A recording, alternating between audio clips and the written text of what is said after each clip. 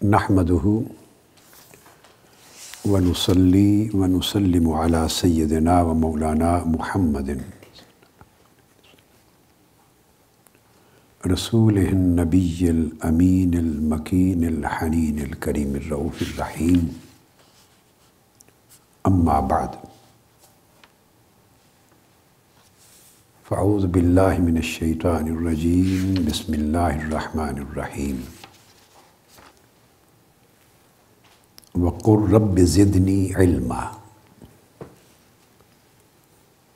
صدق اللہ مولانا العظیم۔ معزز اساتذہ، طلباء، طالبات اور دنیا بھر کے سامعین و سامعات اور متعلمین، مسترشدین اور متعلمات اور مسترشدات، یہ ماہانہ مجلس ہے ختم الصلاۃ علی النبی صلی اللہ تعالیٰ علیہ وآلہ وسلم کی۔ آپ کو کچھ نیتیں بتانا چاہتا ہوں۔ جب آپ ہر مہینے اس مجلس کے لیے نکلیں تو کچھ نیتیں ہونی چاہیے۔ کچھ اعمال ایسے ہوتے ہیں کہ ایک عمل میں ایک سے زائد نیتیں اس میں کی جاتی ہیں، اور اللہ تبارک و تعالیٰ ان تمام نیتوں کا اجر اور ثواب بھی عطا فرماتا ہے، اور ان نیتوں سے متعلق جو برکات اور فیوزات ہیں ان سب کا حصہ بھی اللہ پاک جمع فرما دیتا ہے۔ اس اجتماع میں آنا، اولاً تو یہ نیت کریں کہ یہ ختم الصلاۃ علی النبی صلی اللہ علیہ وآلہ وسلم کی مجلس ہے۔ اللہ رب العزت کے اس حکم کی تعمیل جاری رہتی ہے جس میں اس نے فرمایا، اعوذ باللہ من الشیطان الرجیم، ان اللہ و ملائکتہ یصلون علی النبی، کہ اللہ اور اس کے تمام فرشتے حضور نبی اکرم صلی اللہ علیہ وسلم پر، نبی پر درود بھیجتے ہیں۔ اور پھر ارشاد فرمایا، یا ایھا الذین آمنوا صلوا علیہ وسلموا تسلیما، اے ایمان والو تم بھی میرے محبوب اور برگزیدہ نبی پر درود بھیجا کرو اور کثرت سے سلام بھیجا کرو۔ تو اللہ تبارک و تعالیٰ نے ایک ایسے عمل میں ہمیں شریک ہونے کی دعوت دی ہے۔ یہ حکم بھی بڑا عجیب حکم ہے۔ ہر حکم اللہ رب العزت کا منفرد ہوتا ہے۔ نماز پڑھو، اقیموا الصلاۃ، زکوٰۃ دیا کرو، وآتوا الزکاۃ، حج عمرہ کیا کرو، اتموا الحج والعمرہ۔ الغرض جو بھی حکم اللہ رب العزت قرآن میں دیتا ہے وہ بندوں کے لیے دیتا ہے۔ یہ ایک واحد حکم ہے جس میں اللہ رب العزت نے فرمایا کہ میں درود بھیجتا ہوں اور میرے ساتھ سارے ملائکہ بھی درود بھیجتے ہیں، سو میں چاہتا ہوں کہ ایمان والو تم بھی اس مبارک عمل میں میرے ساتھ اور فرشتوں کے ساتھ یعنی ہمارے ساتھ شریک ہو جاؤ۔ تو اللہ تبارک و تعالیٰ نے اس عمل کی، حضور علیہ الصلوۃ والسلام پہ درود پاک بھیجنے کی اس سنت میں ہمیں شریک ہونے کی سعادت عطا فرمائی، اور یہ اس سلسلے کا ایک ماہانہ اجتماع ہوتا ہے جس کی نسبت ہی آقا علیہ الصلوۃ والسلام کی ذات اقدس پر اور آپ کی بارگاہ اقدس میں درود و سلام کے ساتھ ہے۔ نسبت ہی آقا علیہ السلام پر درود کے ساتھ ہے، اور چونکہ درود پاک کے ساتھ نسبت ہے لہٰذا اس لحاظ سے یہ اجتماع فرشی بھی ہوتا ہے اور عرشی بھی ہوتا ہے۔ فرش پر آقا علیہ السلام کے امتی درود بھیج رہے ہیں، اور آقا علیہ السلام کے درود پاک کے سلسلے سے یہ اجتماع منعقد ہو رہا ہے، تو یہ فرشی ہے۔ عرشی کیسے ہے؟ اوپر اللہ رب العزت بھیجتا ہے، اور وہ ملائکتہ، اور ملائکہ بھیجتے ہیں، تو وہاں بھی ایک ہجوم ہے۔ تو یہ ایک ہجوم ارضی یعنی فرشی ہے، ایک ہجوم عرشی۔ تو گویا یہ اجتماع اپنی دو جہتیں رکھتا ہے، فرشی جہت بھی رکھتا ہے، عرشی جہت بھی رکھتا ہے۔ تو جو لوگ اس اجتماع میں شریک ہوں گے، اللہ تبارک و تعالیٰ آپ تصور نہیں کر سکتے کہ انہیں کس قدر اجر اور ثواب عطا فرمائے گا۔ اور پھر آدمی زمین پہ جو عمل کرتا ہے تنہا، تو اس کے اجر میں اللہ رب العزت بھی اس کا ذکر فرماتا ہے تنہا، لیکن جب آپ اجتماع کرتے ہیں تو اللہ تبارک و تعالیٰ بھی پھر آپ کا ذکر اس عرش پر اجتماع کی شکل میں کرتا ہے۔ حدیث قدسی میں اللہ پاک نے فرمایا کہ اگر تم نے مجھے یاد کیا، اور آقا علیہ السلام پہ درود پڑھنا حضور کو یاد کرنا بھی ہے، اللہ کو یاد کرنا بھی ہے، چونکہ آپ درود کی ابتدا ہی اللہ کے نام سے کرتے ہیں، اللہم صلی علی سیدنا محمد، اے اللہ، تو درود کی ابتدا بھی اللہ کو پکارنے سے ہوتی۔ تو اللہ کا ذکر اور آقا علیہ السلام کا ذکر دونوں بتمام و کمال اس عمل میں شامل ہیں۔ حدیث قدسی میں ارشاد فرمایا کہ اگر تنہا کوئی کرتا ہے مجھے یاد تو میں بھی تنہا کرتا ہوں، اور اگر یہاں کوئی اجتماع میں کرتا ہے تو میں اس سے بہتر اجتماع میں عرش پہ ذکر کرتا ہوں اس کا۔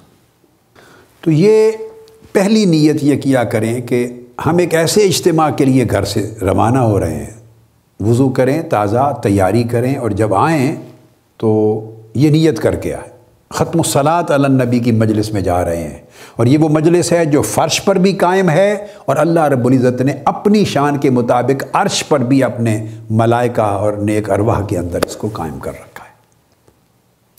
ہر مجلس خیر جو اللہ کے ذکر اور اللہ کے نبی کے ذکر پر منعقد ہوتی ہے اس کو اللہ رب العزت یہ شان عطا کرتا ہے، اور جو مجلس صلاۃ ہو درود کی، اس کا تو مقابلہ بھی دنیا کی کوئی مجلس نہیں کر سکتی۔ یہ ایک نیت کیا کریں۔ دوسری نیت کریں کہ یہ مجلس علم ہے، آپ اپنے لیے علم حاصل کرنے اور تربیت پانے کے لیے آ رہے ہیں، آپ حصول علم کے لیے آ رہے ہیں، تو یہ رحلت ہے۔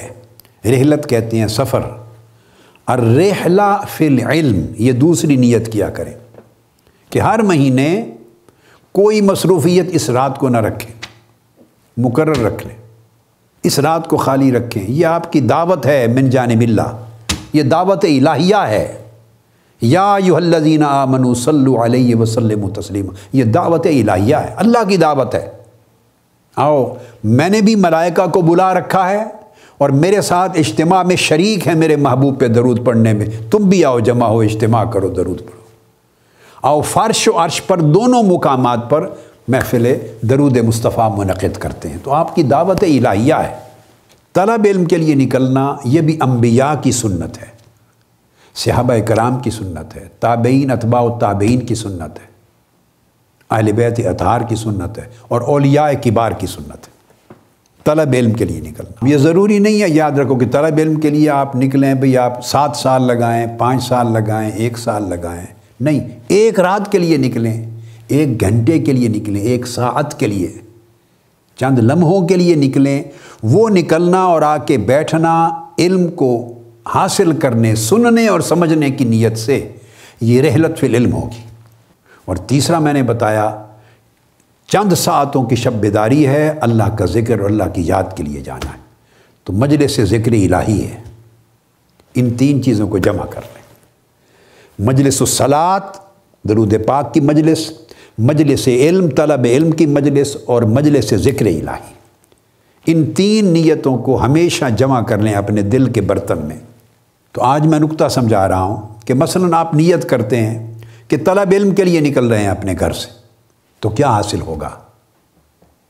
یہ کس کس کی سنت ہے، اس کی کیا کیا برکت ہے، اس عمل کی کیا کیا عظمت ہے، کیا نصیب ہوگا، یہ نکتہ سمجھاتا ہوں۔ اور یہ کلچر ہونا چاہیے تحریک منہاج القرآن کی تمام تنظیمات کا، پوری تحریک کا، طلب علم، اس کے لیے زندہ رہیں، اس کے لیے مریں۔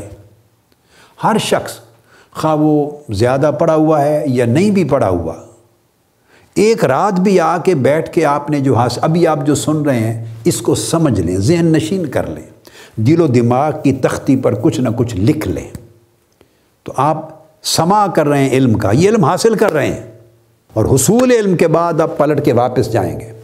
اس کا اجر کیا ہوگا؟ صحیح مسلم میں حدیث ہے، حدیث صحیح، اور جامع ترمذی نے بھی اس کو روایت کی، ابو ہریرہ رضی اللہ تعالیٰ عنہ روایت کرتے ہیں۔ آقا علیہ السلام نے فرمایا من سلک طریقا یلتمس فیہ علما سہل اللہ لہ طریقا الی الجنہ، کہ جس شخص نے علم حاصل کرنے کے لیے، علم تلاش کرنے کے لیے، کہ میں جا رہا ہوں آج رات منہاج القرآن کے مرکز پر، وہاں آج مجلس العلم ہے، علم و تزکیہ، مجلس العلم و تزکیہ، اور وہاں مجلس ذکر الہی ہے۔ 3 نیتیں۔ آپ نکل پڑے، میں اس طلب کے لیے نکل رہا ہوں، آپ اس حدیث نبوی صلی اللہ تعالیٰ علیہ وسلم کے دائرے میں آ گئے، علم کو تلاش کرنے، حاصل کرنے کے لیے نکل پڑا۔ آقا علیہ السلام نے فرمایا اللہ تعالیٰ اس شخص کے لیے جنت کا راستہ آسان فرما دیتا ہے۔ اور یہ ایسی کتاب کی حدیث نہیں ہے جس میں بعض ضعیف حدیثیں برکت، اعمال کی برکت اور فضیلت کے لیے بیان کر دی گئی، نہیں، یہ حدیث صحیح مسلم کی ہے۔ اور حضور علیہ السلام نے بیان فرمایا ہے، اللہ رب العزت کا وعدہ ہے، جو شخص طلب علم کی نیت سے نکل پڑے گھر سے، نیت کر لے، اس محلے سے چلے ادھر آ جائے، ایک شہر سے دوسرے شہر آ جائے، بس میں بیٹھے، سائیکل پہ بیٹھے، موٹر سائیکل پہ بیٹھے، سفر کرے، اللہ پاک نہ تمہارے جسموں کو دیکھتا ہے، نہ تمہارے مال و دولت کو دیکھتا ہے یا کیا، وہ تو سیدھا اس کی نظر تمہارے دلوں پر ہے، اور دلوں میں نیت کیا کی ہے اس نیت کو دیکھتا ہے۔ بس آپ نے دل میں نیت کی، اللہ رب العزت نے دیکھ لی کہ یہ میرا بندہ آج 3 نیتیں لے کے میری بارگاہ میں آ رہا ہے۔ اور یہ بھی سن لیں، جہاں آپ جا کے بیٹھے ہیں بابرکت عمل کے لیے، عبادت کے لیے، ذکر کے لیے، علم کے لیے، درود پاک کے لیے، وہی اللہ کی بارگاہ ہے۔ یہ بھی سن لیں، اللہ کی بارگاہ وہ بھی قید نہیں ہے اس کی بارگاہ پر کہ وہ کعبہ شریف ہی ہو، کعبۃ اللہ ہی ہو تو اللہ کی بارگاہ بنتی ہے، نہیں، مسجد ہی ہو تو اللہ کی بارگاہ بنے گی، نہیں، آپ جہاں مصلی بچھا کے بیٹھ جائیں، چٹائی بچھا کے بیٹھ جائیں، زمین کے جس خطے پر بیٹھ جائیں، اپنے دل کو اللہ کی طرف راغب کر کے، دل اور روح کو اللہ کی طرف جھکا کر اور اللہ کی طرف اپنی نیت کا رخ کر کے جہاں بیٹھ جائیں وہی اللہ کی بارگاہ ہو جاتی ہے۔ قرآن مجید میں فرمایا فَأَيْنَمَا تُوَلُّوا فَثَمَّ وَجْهُ اللَّهِ، جدھر چہرہ کر لو تو ادھر ہی اللہ کا چہرہ، جس طرف پھر جاؤ ادھر ہی اللہ کا چہرہ پاؤ گے۔ قرآن مجید نے یہ واضح کر دیا کہ ہر جگہ میری بارگاہ ہے، یعنی بندے کی نیت اس جگہ کو اللہ کی بارگاہ بنا دیتی ہے کہ جس نیت سے وہاں بیٹھا ہے وہ اللہ کی بارگاہ ہے۔ اس لیے اولیاء، بڑے بڑے اکابر اولیاء اللہ جہاں جا کے ریاضت مجاہدے کرتے تو وہاں مسجد تو نہیں ہوتی تھی پہلے۔ حضرت بابا فرید الدین گنج شکر رضی اللہ تعالیٰ عنہ نے یہ جو پتن تھا، پتن دریا کا پتن جس کو پاک پتن کہتے ہیں، وہاں آ کے ڈیرا لگایا تو کوئی مسجد تو نہیں تلاش کر کے ڈیرا لگایا، مسجد تو بعد میں بنتی ہے جہاں اللہ والا بیٹھتا ہے، وہ تو زمین کی جگہ بنا لی۔ اس طرح تمام اولیاء، حضور داتا گنج بخش علی حجویری جب غزنی سے یہاں آئے، حجویر سے لاہور میں، تو یہاں مسجد تو نہیں تھی، یہ تو دیار کفر تھا، وہ تو آگے ایک جگہ بیٹھ گئے، لوگ آنے لگ گئے، تو اللہ کا بندہ جہاں بیٹھ جاتا ہے وہ اللہ کی بارگاہ ہو جاتی ہے، پھر مسجدیں بھی بن جاتی ہیں، پھر ادارے بھی بن جاتے ہیں، مرکز بھی بن جاتے ہیں۔ آپ نکتہ سمجھیں، تو میں اس مثالوں کو بڑھانا نہیں چاہتا، آپ سمجھ گئے بات کو، نکتہ یہ ہے۔ اس لیے آقا علیہ السلام نے فرمایا وَجُعِلَتْ لِيَ الْأَرْضُ طُهُورًا وَمَسْجِدًا، ساری زمین میرے لیے مسجد بنا دی گئی، ساری زمین۔ اب خواب گوشہ درود کے حال میں بیٹھیں، یہ مسجد میں بیٹھیں، روحانی معنی میں، برکت کے معنی میں، خواب اوپر چھت پہ بیٹھیں، یہ اللہ کی بارگاہ میں بیٹھیں، خواہ تعداد آپ کی بڑھ جائے، باہر گراؤنڈ میں نکل جائیں تو اللہ کی بارگاہ میں بیٹھیں۔ تو اللہ کی بارگاہ یاد رکھ لیں، اینٹوں نے، سریے نے، سیمنٹ نے، کانٹریکٹر اور بلڈر نے تعمیر کھڑی کر کے اس کو اللہ کی بارگاہ نہیں بنانا، اس کو اللہ کی بارگاہ آپ لوگوں کے بیٹھنے اور نیت نے بنانا ہے۔ جس نیت سے آ کے آپ بیٹھ گئے وہ اللہ کی بارگاہ ہو گئی۔ اس لیے اللہ بندے کے اندر بھی ہے، باہر بھی ہے، ہر سمت اللہ ہی اللہ ہے۔ قُلْ لِلَّهِ الْمَشْرِقُ وَالْمَغْرِبُ، مشرق مغرب سب اللہ کے ہیں۔ اَيْنَمَا تُوَلُّوا فَثَمَّ وَجْهُ اللَّهِ، میں نے سب قرآن مجید سے بتا دیا، جدھر رخ کر لو ادھر اللہ کا چہرہ ہے، اللہ کی بارگاہ ہے۔ تو آپ اللہ کی بارگاہ میں بیٹھے ہیں، کیسے بیٹھے ہیں کہ اللہ ہر جگہ ہے۔ نَحْنُ أَقْرَبُ إِلَيْهِ مِنْ حَبْلِ الْوَرِيدِ، ہم تمہاری شاہ رگ سے بھی قریب ہیں۔ فی انفسکم افلا تبصرون، میں تمہارے اندر ہوتا ہوں، تم دیکھتے نہیں ہو۔ میری نشانیاں تمہارے اندر ہیں، تم دیکھتے نہیں ہو۔ تو یہ میں نے ایک درمیان میں چونکہ بات آ گئی کہ اللہ کی بارگاہ میں، تو میں نے وضاحت کر دی کہ اللہ کی بارگاہ ہر جگہ کیسے بن جاتی ہے۔ نہیں، اللہ کی بارگاہ ہر جگہ ہے، جہاں اللہ کا بندہ بیٹھ کے اللہ کا ذکر کرے وہی اللہ کی بارگاہ ہے۔ حدیث قدسی میں ہے، بخاری اور مسلم میں آقا علیہ السلام نے فرمایا کہ اللہ رب العزت نے فرمایا انا جلیس من ذکرنی، یہ اللہ کی بارگاہ کا معنی سمجھا رہا ہوں، جو شخص میرا ذکر کرتا ہے میں اس کے ساتھ بیٹھا ہوتا ہوں۔ بولی تو اور بارگاہ کسے کہتے ہیں؟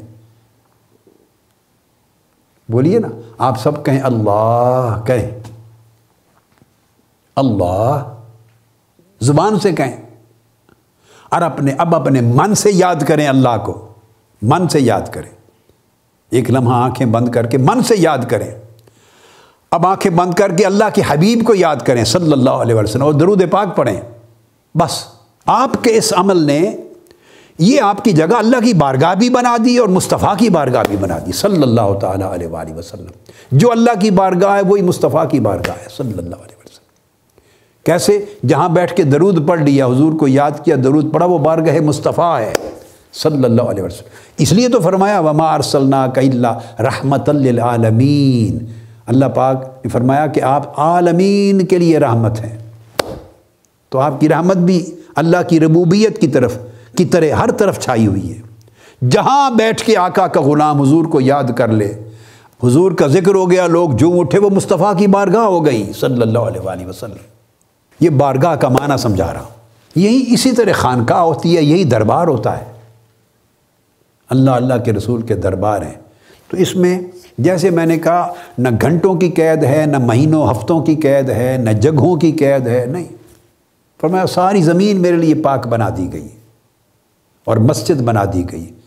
پہلی امتوں کے لیے شرط تھی نماز کے لیے ایک چھوٹی سی مسجد خواہ اٹھا کے لکڑی کی لے کے چلنی پڑے۔ آقا علیہ السلام نے ختم فرما دیا حکم اپنی شریعت میں، فرمایا جہاں زمین پاک دیکھو میرے امتی سجدہ کرے وہ بارگاہ خدا ہے۔ آپ بیٹھ گئے تو اللہ کی بارگاہ میں بیٹھے۔ تو بارگاہ قلب اور نیت سے بنتی ہے، عمارت اور اینٹوں سے نہیں بنتی۔ اب میں بات کر رہا تھا کہ آپ جب اس نیت سے آ گئے تو آقا علیہ السلام نے فرمایا کہ اللہ رب العزت اس کے اوپر جنت کا راستہ آسان فرما دیتا ہے۔ تو آسان کام ہے کہ نہیں؟ کہ اگر آپ اپنے لیے، کون مسلمان نہیں چاہے گا کہ اس کے لیے جنت کا راستہ آسان ہو؟ تو جنت کا راستہ آسان کرنے کے لیے معمول کر لیں۔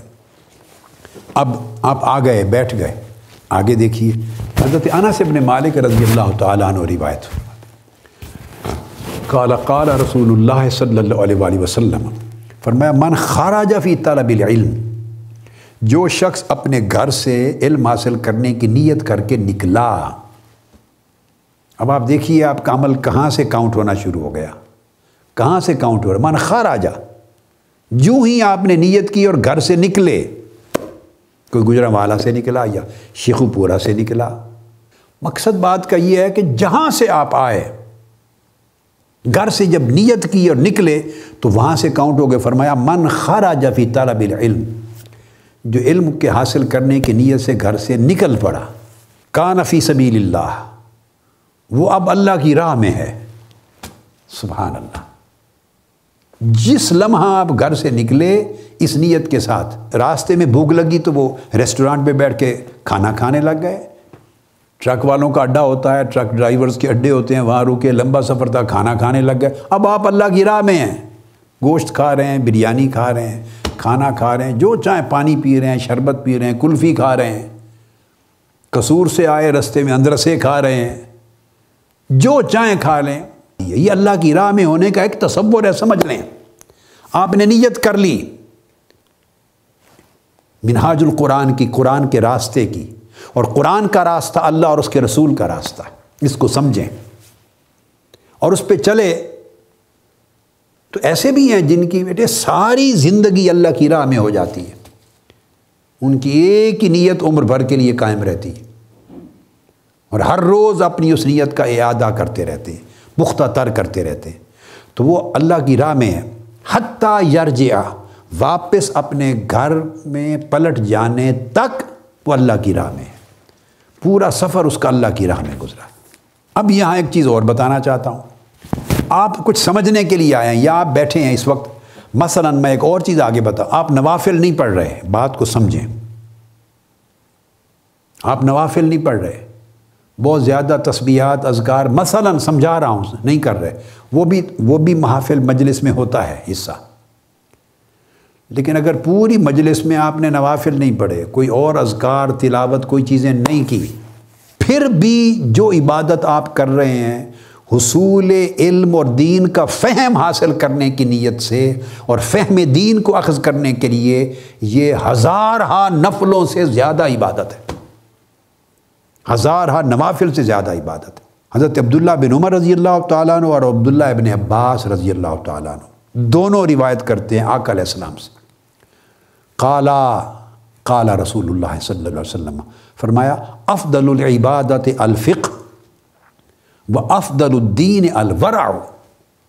اس کو طبرانی نے روایت کیا، فرمایا آقا علیہ السلام نے کہ افضل ترین سب سے بلند ترین عبادت دین کا فہم اور علم حاصل کرنا ہے۔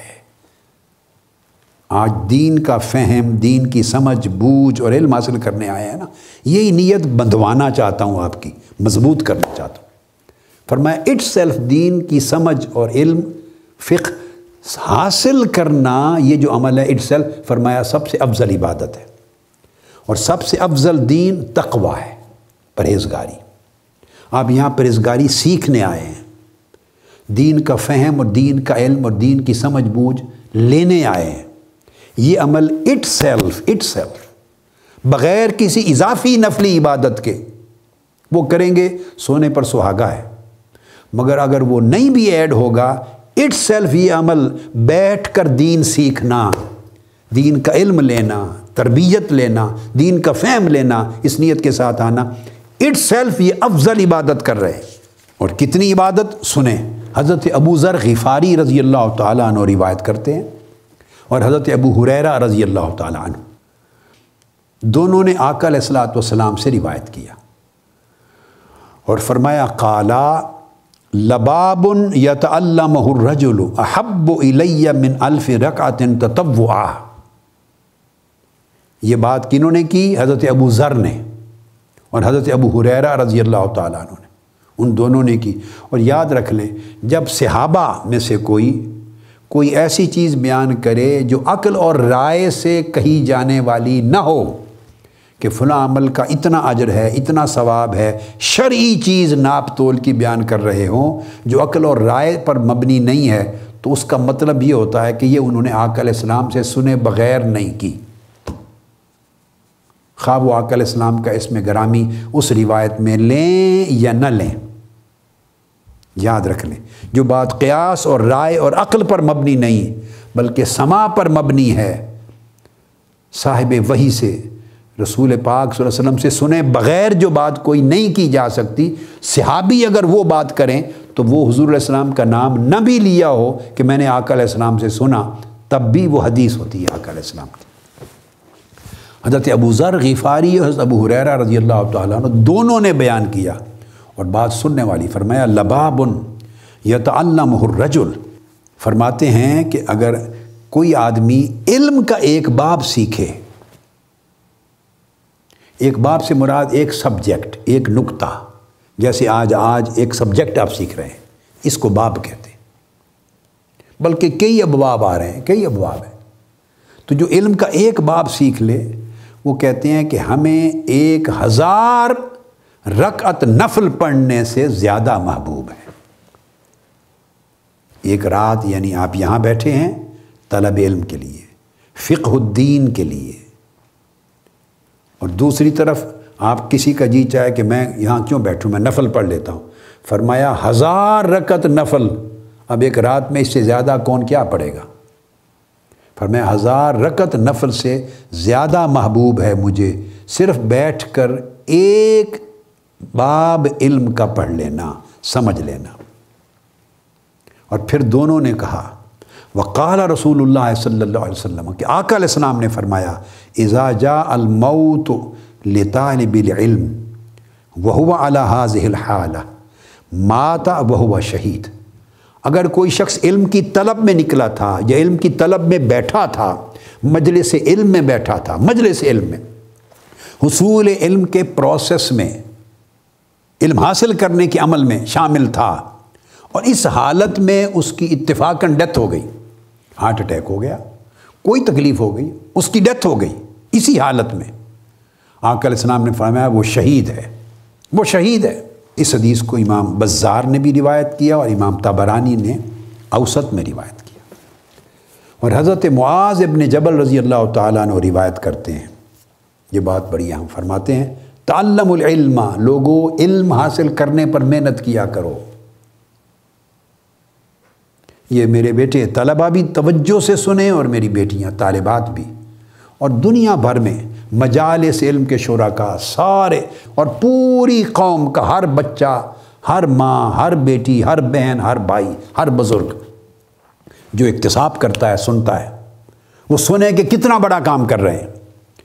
حضرت معاذ ابن جبل رضی اللہ تعالیٰ عنہ فرماتے ہیں تعلم العلم، علم سیکھو، علم حاصل کرو، فإن تعلمہ للہ خشیۃ، علم سیکھنا کیا ہے؟ یہ اللہ کا خوف پیدا کرنا ہے۔ علم سیکھنے کے عمل سے الٹیمیٹلی خوف الہی پیدا ہوتا ہے، خشیت قلبی نصیب ہوتی ہے۔ قرآن مجید نے فرمایا انما یخشی اللہ من عبادہ العلماء، جو عالم ہو جاتے ہیں، علم حاصل کرتے ہیں، جتنا جتنا علم ان کے دل میں اترتا چلا جاتا ہے اتنی خشیت الہیہ انہیں نصیب ہوتی چلی جاتی۔ تو علم اللہ کی خشیت اور خوف پیدا کرتا ہے۔ وَطَلَبُهُ عِبَادَةٌ، حضرت معاذ ابن جبل رضی اللہ تعالیٰ عنہ کا قول بیان کر رہا ہوں، اس علم کو حاصل کرنا، طلب کرنا عبادت ہے۔ وَمُذَاكَرَتُهُ تَسْبِيحٌ وَطَلَبَهُ عِبَادَةٌ، پھر سنیں فَإِنَّ تَعَلُّمَهُ لِلَّهِ خَشِيَةٌ، اس علم کو حاصل کرنا، پڑھنا، محنت کرنا اللہ کا خوف پیدا کرنا ہے۔ وَطَلَبَهُ عِبَادَةٌ، اور اس کو طلب کرنا، حاصل کرنا عبادت ہے۔ وَمُذَاكَرَتُهُ تَسْبِيحٌ، اور اس علم کا آپس میں ذکر کرنا، مجلس میں ایک دوسرے کو سنانا، مذاکرہ کرنا، یہ تسبیح ہے۔ جیسے آپ تسبیح پکڑ کے اللہ اللہ اللہ کرتے ہیں، استغفار پڑھتے ہیں، سبحان اللہ پڑھتے ہیں، الحمدللہ پڑھتے ہیں، اللہ کے مبارک اسماء اور کلمات ان کا اور تلاوت کرتے ہیں آیات کی، جب تسبیح جو کرتے ہیں، فرمایا اس علم کا مذاکرہ کرنا، آپس میں مجلس میں بیٹھ کر اکٹھے ایک دوسرے کو سننا سنانا، یہ تسبیح ہے۔ والبحث عنہ جہاد، اور اس علم کی جستجو میں لگے رہنا، نئی سے نئی چیز کی کھوج لینا، اور سے اور سننا، زیادہ سمجھنا، زیادہ ذہن نشین کرنا، اس کی کھوج میں ابھی کم ہے اور لوں، لگے رہنا، فرمایا یہ جہاد ہے، جہاد کا اجر ملتا ہے، جہاد کا، گویا آپ میدان جنگ میں جہاد کے لیے گئے، یہ جہاد بھی اس میں ہے۔ آپ نے دیکھا خشیت اور خوف الہی بھی اسی علم میں ہے، عبادت بھی علم میں ہے، تسبیح بھی علم میں ہے، جہاد بھی علم میں ہے۔ پھر فرمایا وَتَعْلِيمَهُ لِمَنْ لَا يَعْلَمُهُ صَدَقَةٌ، اور جو شخص نہیں علم رکھتا اس کو یہ علم پڑھانا، علم دینا، یہ صدقہ ہے۔ آپ گویا خیرات کر رہے ہیں، اپنی کمائی، اپنی دولت خرچ کر رہے ہیں اللہ کی راہ میں، صدقہ ہے۔ وَبَذْلَهُ لِأَهْلِهِ قُرْبَةٌ، اور جو اس کا اہل ہو اس پر علم کو خرچ کرنا، اسے علم دینے پر محنت کرنا، یہ اللہ کی قربت عطا کرتا ہے۔ علم دینے والا اگر لوگوں کو اہل بنا رہا ہے اور اہل کو علم دے رہا ہے، اس کے برتن میں ڈال رہا ہے، تو گویا وہ ایک ایسا عمل کر رہا ہے کہ اللہ کی قربت نصیب ہو رہی ہے، جیسے اولیاء کو قربت الہیہ نصیب ہوتی ہے۔ لِأَنَّهُ مَعَالِمُ الْحَلَالِ وَالْحَرَامِ، چونکہ یہ حلال اور حرام میں فرق کرنے والی چیز ہے، علم فرق کرتی ہے، بندے کو معرفت دیتی ہے کہ کیا کرنا ہے کیا نہیں کرنا۔ اسی طرح آقا علیہ السلام نے فرمایا، ابو ہریرہ رضی اللہ تعالیٰ عنہ روایت کرتے ہیں، قال رسول اللہ صلی اللہ علیہ وآلہ وسلم، اور یہ جو میں نے حضرت معاذ ابن جبل کا قول روایت کیا، یہ امام دیلمی نے اس کو اپنی سند کے ساتھ روایت کیا، امام منذری نے کیا، امام ابن عبد البر نے کیا، اور دیگر ائمہ نے، امام حیثمی نے بھی کیا۔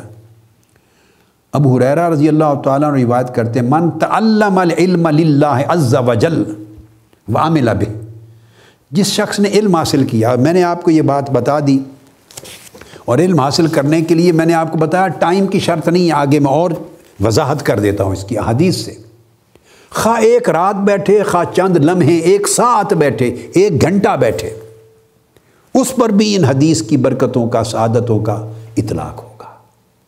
تو کہا جس نے علم حاصل کیا اللہ کے لیے اور اس پر عمل کیا، اور اس لیے حاصل کریں علم، یاد رکھ لیں تاکہ مجھے کچھ میری دین کی سمجھ میں اضافہ ہو اور اس سے اللہ کا خوف اور خشیت پیدا ہو، مجھے اللہ کی قربت نصیب ہو، میں اس پر عمل کروں اور تقوی میرا بڑھ سکے۔ ایک نیتوں کا ایک سلسلہ ہے، نیتوں کا، یہ نیت کریں تاکہ علم میرا بڑھے، اس سے اللہ کا خوف بھی پیدا ہو، اس تقوی کے ساتھ اللہ کی بارگاہ میں قربت کی اور رغبت بھی پیدا ہو، نیک اعمال کروں۔ فرمایا اللہ کے لیے جو علم حاصل کرے اور عمل کرے، حشرہ اللہ یوم القیامہ آمنا ویرزق الورود علی الحوض۔ امام الربیع نے اس کو اپنی مسند میں روایت کیا، جو اس نیت کے ساتھ علم حاصل کرے اور اس پر عمل کرے، قیامت کے دن پہلی بات تو یہ کہ وہ قبر سے حالت امن میں اٹھایا جائے گا۔ قیامت کے دن روز محشر کی پریشانی نہیں ہوگی، اس کو سکون سے اٹھے گا جیسے ہالیڈیز پہ گیا ہے، ریلیکس ہوگا۔ لوگ پریشان حال اٹھیں گے قیامت کی ہولناکیوں کے، تو قیامت کی ہولناکیوں کے ماحول میں یہ ریلیکسڈ ہوگا۔ آقا علیہ السلام نے فرمایا ریلیکس اٹھے گا، اس کو پریشانی نہیں ہوگی، پرسکون ہوگا۔ اور پھر آقا علیہ السلام نے فرمایا اس علم کو حاصل کرنے کے باعث اللہ پاک اس کو آقا علیہ السلام کی بارگاہ میں حوض کوثر پر آنے کی توفیق عطا فرما دیں گے۔ حوض کوثر کا ورود نصیب ہوگا، جہاں آقا علیہ السلام اپنے دست مبارک سے کھڑے غلاموں کو حوض کوثر سے پانی پلا رہے ہوں گے، آب کوثر کے جام بھر بھر کے دے رہے۔ فرمایا اس علم کی برکت سے اسے حوض کوثر پہ آنا اور حضور علیہ السلام کے دست اقدس سے جام کوثر پینا نصیب ہوگا۔ اور عبداللہ ابن عباس رضی اللہ تعالیٰ عنہ فرماتے ہیں، اور آقا علیہ السلام کا فرمان اس سے بڑی بات کی، فرمایا قال قال رسول اللہ صلی اللہ علیہ وسلم من جاءہ اجلہ وہو یطلب العلم لقی اللہ ولم یکن بینہ وبین النبیین الا درجۃ النبوہ۔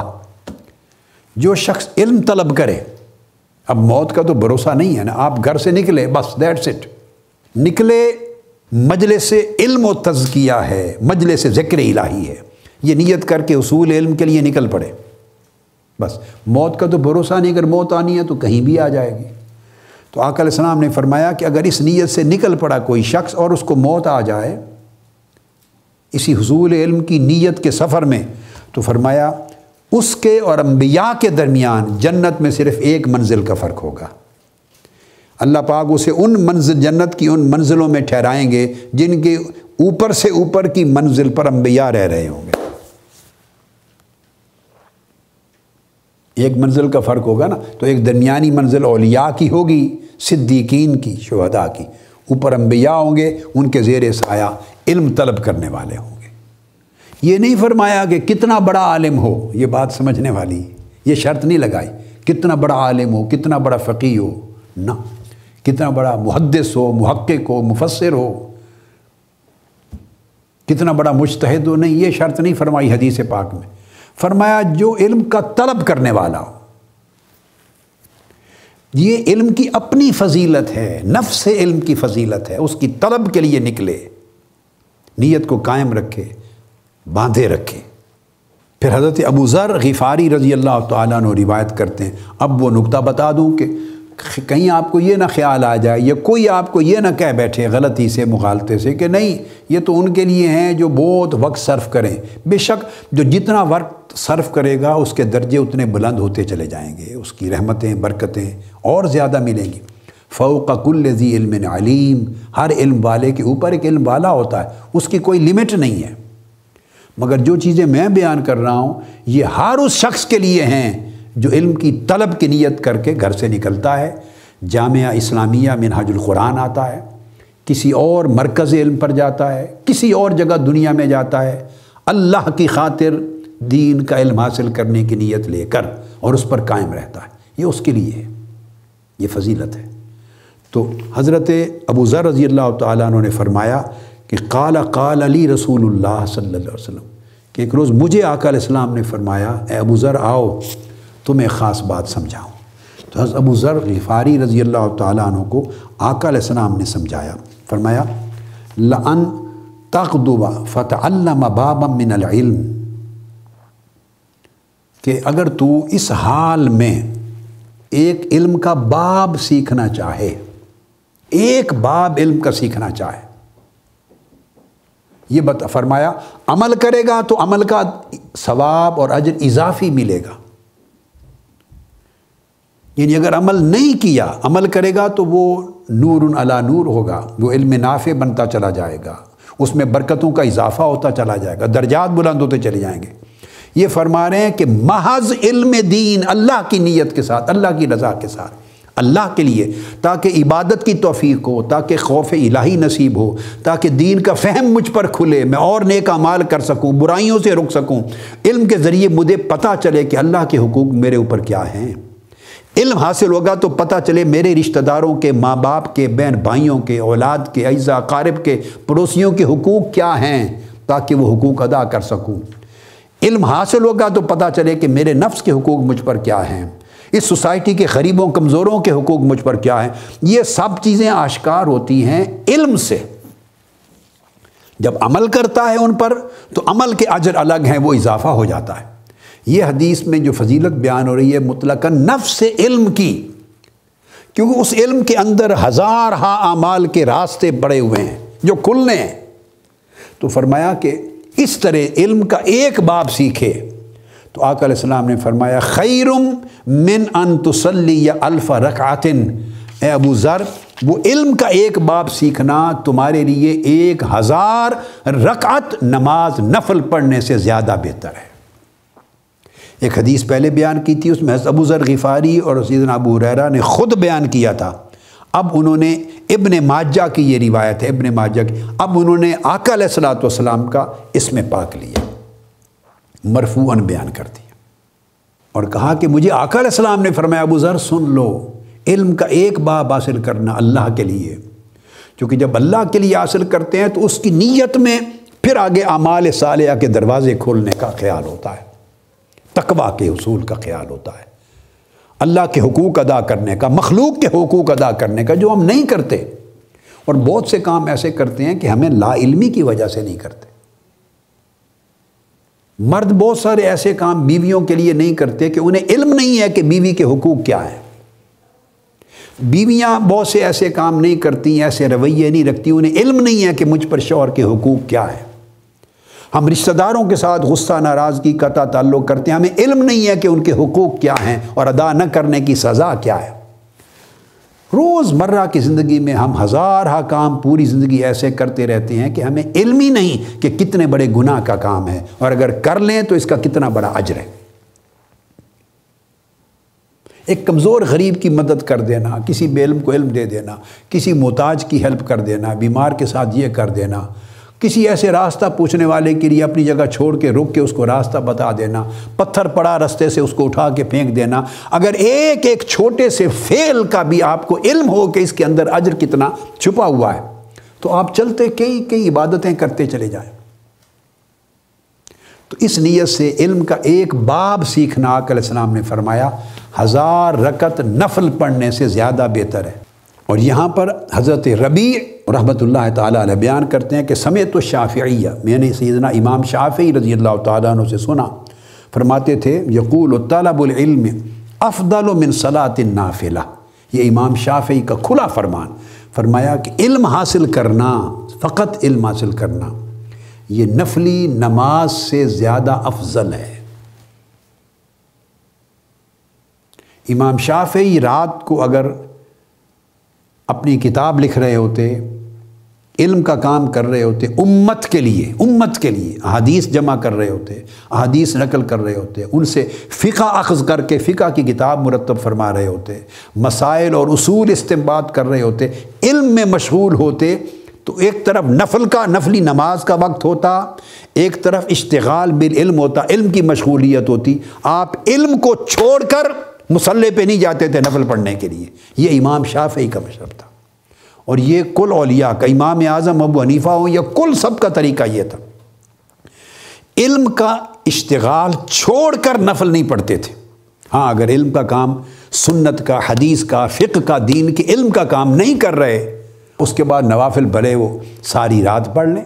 اگر نفلی نماز کا اور علم دین، علم قرآن، علم حدیث، علم فقہ کا ایک وقت میں ٹکراؤ ہو جاتا، کل ائمہ اور اولیاء علم کو فوقیت دیتے، چونکہ یہ افضل ہے۔ تو افضل کو چھوڑ کے کم فضیلت والی شے کی طرف جانا، یہ صاحب علم کا کام نہیں ہے، یہ جاہل کا کام ہے۔ جیسے فرض چھوڑ کر سنت کی طرف جانا تو سنت قبول نہیں ہوتی، سنت چھوڑ کے نفل کی طرف جانا، نفل قبول نہیں ہوتے۔ آپ جب اعلیٰ کو چھوڑ کے ادنا کرتے ہیں تو نہ ادنا قبول ہوتا ہے، تو اعلیٰ تو پہلے چھوڑ چکے آپ۔ تو علم کی مجلس، علم کی تحقیق، علم کی تصنیف، علم کا عمل دین کا، اللہ کی رضا کے لیے، یہ نفلی، میں نے آپ کو حدیث عرض کی کہ 1000 نفلی نماز پڑھنے سے، 1000 رکعت نفل سے زیادہ افضل ہے۔ آپ پڑھیں گے کتنے نفل پڑھ لیں گے؟ 8، 12، کتنے پڑھ لیں گے؟ تو وہاں آقا علیہ السلام نے فرمایا 1000 نفل پڑھنے سے بھی افضل ہے علم کا ایک باب مکمل کرنا۔ یہی بات امام شافعی نے فرمائی۔ حضرت قتادہ رضی اللہ تعالیٰ عنہ وہ روایت کرتے ہیں، باب من العلم یحفظہ الرجل لصلاح نفسہ، فرمایا کہ علم کا ایک باب جو شخص یاد کرتا ہے لصلاح نفسہ، اپنی ذات کی صلاح کے لیے، صلاح اصلاح کو کہتے ہیں، اپنی ذات کی درستگی کے لیے علم حاصل کرتا ہے ایک بار، تاکہ اس کے ذریعے میں خود صالح بن جاؤں، میری درستگی ہو جائے، میں سنور جاؤں۔ وصلاح من بعدہ، یا ان لوگوں کی صلاح کے لیے، بہتری کے لیے، ان لوگوں کو سنوارنے کے لیے، من بعدہ جو اس کے بعد آئیں گے، ان کے شاگرد، اگلی نسلیں، ان سے اگلی نسلیں، ان سے اگلی نسل۔ فرمایا جو شخص علم کا ایک باب یاد کرتا ہے، خواہ اپنے نفس کی صلاح کے لیے، خواہ اپنے بعد آنے والوں کی صلاح اور اصلاح کے لیے، فرمایا افضل من عبادت حول، پورا 1 سال عبادت کرتے رہنے سے زیادہ افضل ہے۔ اب پہلے تو احادیث تھیں جس میں فرمایا 1000 رکعت نفلی نماز پڑھنے سے افضل ہے علم کا ایک باب، یا 1 رات گزارنا، 1 ساتھ گزارنا۔ وہاں تو یہ تھا 1000 رکعت کے مقابلے میں۔ اب آپ پورا سال اگر نفلی نمازیں پڑھیں تو وہ تو کئی 1000 نوافل بن جاتے ہیں۔ تو اس میں فرمایا کہ علم کا ایک باب اپنی ذات اور نفس کی اصلاح کے لیے، اور اپنے بعد آنے والی نسلوں، اولادوں اور نسلوں کی اصلاح کی خاطر، تاکہ مجھے علم حاصل ہو اور میں کوئی خیر کی بات آگے کسی کو سمجھا سکوں، اگلی نسلیں سنور جائیں، میری اولاد ہی سنور جائے، ان کی اولاد سنور جائے، بچے سنور جائیں، اور بچی نسلیں، ان کی اصلاح کی نیت کر کے اور اپنی اصلاح کی نیت کر کے ایک باب علم کا یاد کرنا، فرمایا پورا 1 سال نفلی عبادت جاری رکھنے سے زیادہ افضل ہے۔ اور حضرت انس بن مالک، حضرت انس رضی اللہ تعالیٰ عنہ روایت کرتے ہیں، قال رسول اللہ صلی اللہ علیہ وسلم خیر دینکم السنن وخیر العبادت الفقہ۔ امام دیلمی نے روایت کیا، فرمایا کہ تمہارے دین میں بہترین حصہ دین اسلام کا آقا علیہ السلام کی سنت ہے،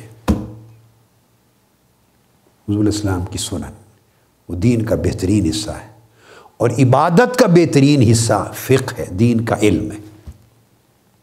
دین کے علم جیسا کوئی حصہ عبادت میں نہیں، اور آقا کی سنت جیسا کوئی حصہ دین اسلام میں نہیں۔ پھر حضرت ابو ہریرہ رضی اللہ تعالیٰ عنہ روایت کرتے ہیں، قال باب من العلم نتعلمہ احب الینا من 1000 رکعہ۔ حضرت ابو ہریرہ فرماتے ہیں کہ علم کا ایک باب سیکھ لینا ہمیں، الینا، ہمیں سے مراد کون ہے؟ یعنی ہم صحابہ کرام کی سوچ یہ تھی۔ حضرت ابو ہریرہ رضی اللہ تعالیٰ عنہ صحابی ہیں نا، تو الینا سے مراد ہم لوگ، یعنی صحابہ کرام کی سوچ یہ تھی، اور ان کی سوچ کہاں سے آئی تھی؟ ان کو آقا علیہ السلام نے تربیت دی تھی۔ یہ وہ سوچ تھی، یہ وہ فہم تھا، یہ وہ سوجھ بوجھ تھی دین کے باب میں جو انہیں آقا علیہ السلام نے عطا کی تھی، جو حضور کی صحبت سے انہیں فہم ملا تھا، وہ یہ فہم تھا۔ فرمایا کہ ہمارے نزدیک دین کا ایک باب جو اللہ کی رضا کے لیے اپنے آپ کو سنوارنے اور غیروں کو سنوارنے کی نیت سے سیکھا جائے، وہ 1000 رکعت نماز نفل پڑھنے سے زیادہ افضل ہے۔ پھر آگے وہ حدیث ہم فرماتے ہیں، کیونکہ آقا علیہ السلام نے فرمایا کہ اگر اسی پروسیس میں، علم کے اصول کے پروسیس میں موت آ جائے تو وہ بندہ شہید ہوتا ہے، اور اگر اللہ پاک کسی پر خیر کا ارادہ کرے تو اس کو دین کا علم اور دین کی فقہ عطا کرتا ہے۔ اور میں نے کہا تھا کہ یہ سنت انبیاء ایک آیت کریمہ جس سے گفتگو کا آغاز کیا تھا، اس کی مختصر اس کے اوپر بیان، وہ آیت کریمہ قل رب زدنی علما۔ آقا علیہ السلام کو حکم دیا گیا، میرے حبیب صلی اللہ علیہ وسلم آپ مجھ سے دعا کیا کریں کہ اے میرے اللہ میرے علم میں اضافہ فرما۔ اب آپ بتائیں مجھے، آقا علیہ السلام پر کتنی نعمتیں ہیں اللہ کی؟ کسی ایک نعمت کا نام لے کے اللہ رب العزت نے یہ نہیں فرمایا کہ مجھ سے اس میں اور اضافہ طلب کر اور زیادہ مانگ، نہیں فرمایا، صرف علم کے لیے فرمایا، قل رب زدنی علما۔ آپ یوں کہا کریں میرے حبیب کہ باری تعالیٰ میرے علم میں اضافہ کر، میرا علم اور بڑھا، میرا علم اور بڑھا۔ تو گویا علم اللہ کو اتنا محبوب تو ہے کہ اپنے محبوب سے فرماتے ہیں کہ مجھ سے اور علم مانگ، اور علم کا اضافہ مانگ۔ اور علم کی اہمیت اتنی ہے کہ اللہ پاک نے خود حضور علیہ السلام کو یہ دعا سکھائی ہے کہ علم میں اضافہ طلب کر مجھ سے۔ تو جب آقا علیہ السلام کو یہ سکھایا جا رہا ہے کہ علم میں اپنی شان اور مرتبے کی اور عظمت کے مطابق علم میں اضافہ طلب کرتے رہیے، ہمہ وقت ہم اگر علم میں اضافہ کرنے کے لیے سفر کرتے رہیں اور علم بڑھانے کی کاوش کرتے رہیں تو اللہ پاک کو کتنا محبوب ہوگا یہ ہمارا عمل۔ اللہ پاک نے موسیٰ علیہ السلام سے فرمایا کہ جا، ایک بندہ ہے ہمارا، اس کا نام ہے خضر، جن کو ہم خضر بھی کہتے ہیں، خضر علیہ السلام، یہ دونوں اعراب ٹھیک ہے۔ اس کے پاس ایک خصوصی علم ہے جو ہم نے عطا کیا ہے، علمناہ من لدنا علما۔ اس کے پاس میرا براہ راست عطا کردہ علم لدنی ہے، علم لدنی، تو وہ اس سے سیکھنے کے لیے جا۔ حالانکہ موسیٰ علیہ السلام کا درجہ اور رتبہ حضرت خضر علیہ السلام سے زیادہ ہے، بلند ہے۔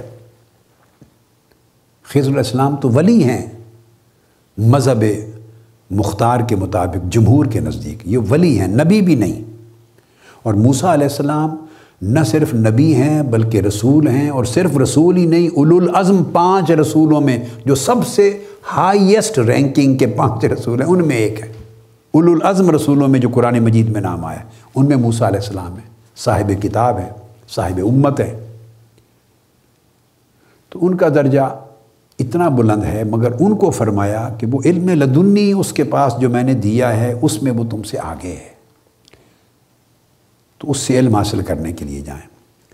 تو سورہ الکہف میں آیت نمبر 60 سے 66 اور آگے بڑا لمبا مضمون ہے، آپ نے ہر وقت سنا اس کو۔ تو موسیٰ علیہ السلام گئے حضرت خضر علیہ السلام کی طرف، یوشع بن نون کو ساتھ لیا، اور جب وہاں پہنچے حضرت خضر علیہ السلام کے پاس تو قرآن مجید کی صرف وہی آیت سنا رہا ہوں، قال لہ موسیٰ هل اتبعک علی ان تعلمنی مما علمت رشدا۔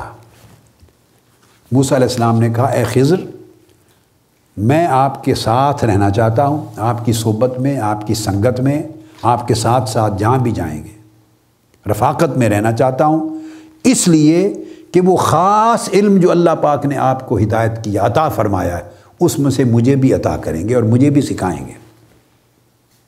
وہ علم جو اللہ پاک نے جس سے آپ کو خاص نوازا ہے اپنی بارگاہ سے اور خزانہ خاص سے، وہ علم مجھے بھی سکھائیں گے، اس لیے میں آپ کے ساتھ رہتا ہوں۔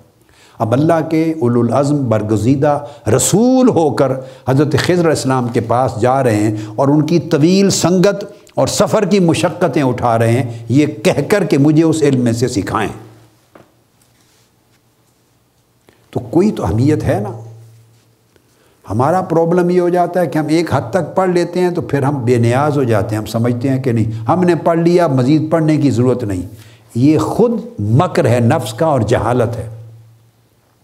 اب موسیٰ علیہ السلام جتنا عالم تو کوئی نہیں ہے، وہ تو اللہ کے برگزیدہ رسول صاحب تورات ہیں، تو وہ کہہ رہے ہیں کہ حضرت خضر علیہ السلام کو کہ مجھے وہ علم سکھائیں۔ تو اس کا مطلب یہ ہے کہ علم سیکھنے کا عمل زندگی کے کسی موڑ پر، کسی مرحلے پر بھی ختم نہ ہو سکتا ہے، نہ ہونا چاہیے، اور علم سیکھنے کی ضرورت ہر وقت ہر کسی کو رہتی ہے، یہ دروازہ کبھی بند نہیں ہو سکتا۔ اب اس پر ایک حدیث صحابہ کا ایک عمل آپ کو بتانا چاہتا ہوں، جس پر آج کی بات ختم کروں گا، بہت خاص مضمون ہے۔ وہ حدیث ہے جس کو امام احمد بن حنبل نے روایت کیا، اور امام ابن ابی حاتم نے بھی، اور بہت سارے ائمہ نے، پھر تفاسیر میں حافظ ابن کثیر نے بھی اس کو کوٹ کیا، مگر اصل امام احمد بن حنبل کی حدیث ہے، مگر اس کو تفصیلی مضمون خطیب بغدادی نے کتاب الرحلہ میں بیان کیا۔ پھر آگے جب اصل حدیث آ جاتی ہے، وہ امام احمد بن حنبل نے اپنی مسند میں اور دیگر ائمہ نے روایت کیا، حدیث صحیح۔ میں وہ حدیث مضمون کے ساتھ بتانا چاہتا ہوں، اور وہ خطیب بغدادی کی کتاب الرحلہ میں، اور کتاب الرحلہ میں ان کی روایت نمبر 46 ہے، حدیث نمبر 46، حضرت ابو عثمان النہدی رضی اللہ تعالی عنہ۔ یہ جلیل القدر تابعی ہیں، بہت بڑے زاہد تھے، بہت بڑے عالم تھے، کبار تابعین میں سے تھے۔ تو ابو عثمان النہدی، ان کا اصل نام عبد الرحمن بن مل ہے۔ وہ ابو عثمان النہدی روایت کرتے ہیں کہ مجھ تک ایک بات پہنچی حضرت ابو ہریرہ رضی اللہ تعالیٰ عنہ کے حوالے سے، کہ ان کے پاس ایک حدیث ہے، بلغنی عن ابی ہریرہ رضی اللہ تعالیٰ عنہ حدیث انہ قال، مجھے یہ بات پہنچی کہ حضرت ابو ہریرہ رضی اللہ تعالیٰ عنہ نے یہ حدیث بیان کی، انہوں نے حدیث روایت کی ہے، اور حدیث کیا بیان کی ہے کہ انہوں نے یہ کہا ہے کہ ان اللہ لا یکتب لعبدہ المؤمن بالحسنۃ الواحدۃ الف الف حسنہ۔ یہ مجھے حدیث پہنچی کہ اللہ پاک نے فرمایا، حضرت ابو ہریرہ رضی اللہ تعالیٰ عنہ سے یہ حدیث کہ وہ یہ روایت کرتے ہیں کہ اگر کوئی شخص ایک نیکی کرے، یعنی آج آپ ایک نیکی کے لیے آئے ہیں، اور نیکی میں نے آپ کو بتا دی ایسی کہ 1000 نوافل سے بڑی نیکی، ایک پورا سال نفلی عبادت کرنے سے بڑی نیکی، یہ ایسی نیکی جو ہزاروں لاکھوں نیکیوں کا مجموعہ ہے، اس میں لاکھوں نیکیاں ہیں۔ طلب علم کی نیت سے آنا، مجلس صلاۃ علی النبی درود کی نیت سے آنا، مجلس ذکر الہی کی نیت سے آنا، حصول علم کی نیت سے آنا، اصلاح نفس کی نیت سے آنا، اصلاح من بعدکم جو آپ کے بعد آئیں گی نسلیں ان کی نیت سے آنا، اس علم کے ارد گرد کے 20 نیتیں۔ تو فرمایا کہ مجھے یہ خبر پہنچی کہ ابو ہریرہ رضی اللہ تعالیٰ عنہ روایت کرتے ہیں کہ جو شخص ایک نیکی کرے گا، اللہ تعالیٰ اس کا اجر 10 لاکھ نیکیوں کے برابر کر دے گا۔ یہ بات سننے والی ہے، آپ تو یہی سنتے رہے نا ساری زندگی، جو ایک نیکی کرے اس کو 10 نیکیاں ملتی ہیں۔ یہ قرآن مجید کا ایک وعدہ ہے، مگر یہ علی الاقل کم سے کم ایک لیمٹ ہے۔ جیسے جیسے نیت بہتر سے بہتر، اونچی سے اونچی، اجلی سے اجلی، ستھری سے ستھری، خالص سے خالص، روشن سے روشن، نور سے نور، نیت جتنی بلند اور اعلیٰ ہوتی چلی جاتی ہے، بس نیت ہی ہے نا، اتنا اجر بڑھتا چلا جاتا ہے۔ تو اجر کے بڑھنے کا کوئی حساب نہیں ہے۔ قرآن مجید کا کم سے کم پیمانہ یہ ہے، من جاء بالحسنۃ فلہ 10 امثالھا، جو شخص ایک نیکی کرتا ہے اللہ پاک اس کو اس جیسی 10 نیکیاں دیتا ہے۔ اب آپ سوچیں گے کہ قرآن مجید نے یہ کہا، اس کا اور اس حدیث کا کوئی جوڑ بھی تو ہونا چاہیے، چلو وہ بھی سمجھا دیتا ہوں، پھر آگے حدیث پہ آتے ہیں۔ پھر قرآن نے کہا، آپ نے عمر بھر یہ سنا، آج آپ کا مفہوم اس آیت کا چینج کر دیتے ہیں، جو آپ نے ذہنوں میں مفہوم بنا رکھا ہے وہ آج چینج کرتے ہیں آپ کا ذہن۔ قرآن مجید کے فرمان اور اس حدیث نبوی میں کوئی فرق نہیں۔ آپ نے یہ سن رکھا ہے جو ایک نیکی کرتا ہے اس کو 10 نیکیوں کا ثواب ملتا ہے، نہیں، سن لیں، یہ اللہ پاک نے نہیں فرمایا۔ اب آپ حیران ہوں گے، اللہ پاک نے یہ نہیں فرمایا جو ایک نیکی کرتا ہے اس کو 10 نیکیوں کا ثواب ملتا ہے، نہیں فرمایا۔ یہ آیت کا مفہوم اس میں غلطی ہے، ہمارے مفہوم میں غلطی۔ اب میں آیت کے لفظ دہراتا ہوں، آپ غور سے سنیں، آپ کو سمجھ آ جائے گی کہ غلطی کہاں ہے۔ اللہ پاک نے فرمایا من جاء بالحسنۃ، جو شخص ایک نیکی کرے۔ اب مثلا جو شخص ایک نیکی کرے تو آپ 10 ہیں، 15 ہیں، 20 ہیں، 50 ہیں، 100 ہیں یا 1000 لوگ لے لیں، ہر 1000 افراد ہیں، ہر ایک نے ایک نیکی کی، ایک جیسی، فَلَهُ عَشْرُ أَمْثَالِهَا، اس کا صلہ اللہ نے فرمایا اس کو 10 گنا اجر ملے گا، امثالیا، اس نیکی، اس کی جو نیکی کی تھی اس کی مثل، اس کی مثل، جو نیکی اس شخص نے کی ہے اس کی نیکی کی 10 گنا، 10 مثل، امثالیا۔ اب امثال کس طرح ہے کہ چونکہ ہر شخص کی جو نیکی ہے دیکھنے میں عمل ایک ہے، جسم ایک ہے اس نیکی کا، مگر نیت اس نیکی کی کیفیت کو، ماہیت کو، حقیقت کو اور درجے کو ہر ایک سے دوسرے تک بدل رہی ہے، نیت بدل رہی ہے۔ ایک شخص نے نفل پڑھے، دوسرے نے بھی 2 نفل پڑھے، تیسرے نے بھی پڑھے، 1000 لوگوں نے پڑھے 2 نفل، لیکن ہر ایک کی نیت کا ستھرا پن جدا ہے۔ ایک روٹین سے نفل پڑھ رہا ہے، اس نے نیت کی اللہ کی عبادت کی اور دھیان اس کا کبھی انارکلی میں ہے، کبھی مال روڈ پر ہے، کبھی پرانی انارکلی میں فوڈ کورٹ میں بیٹھا ہوا ہے، کبھی گوال منڈی بھی گھوم رہا ہے، نہ پڑھ نفل ہی رہا ہے، کبھی بیوی سے لڑ کے آیا تھا، بیوی نے یہ کہا تھا، کبھی وہ باتیں بھی گھوم رہی ہیں کانوں میں، چل رہے ہیں نفل، کبھی رشتہ داروں نے زیادتی کی، کبھی وہ بات بھی یاد رہی ہے، کبھی کوئی یا بچہ گیا ہوا ہے باہر، بچے ہیں وہ یاد آ رہے ہیں، تو 2 نفل پڑھنے تک اس نے ذہن 10 جگہوں گھوم بھی گیا، وہ بھی نیکی کر رہا ہے، اللہ نے اس کی نیکی بھی قبول کر لی۔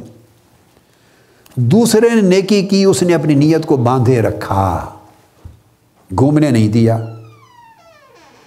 اب اس کی نیکی اور اس پہلے شخص کی نیکی، اللہ کے ہاں نماز کے قبول ہونے کی حد تک نماز تو ہو گئی، مگر دونوں کا درجہ ایک جیسا نہیں ہے۔